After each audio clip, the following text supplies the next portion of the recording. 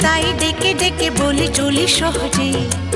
কিছু চেয়ে আমি অনেক পেয়েছি দুটি হাত বাড়িয়ে।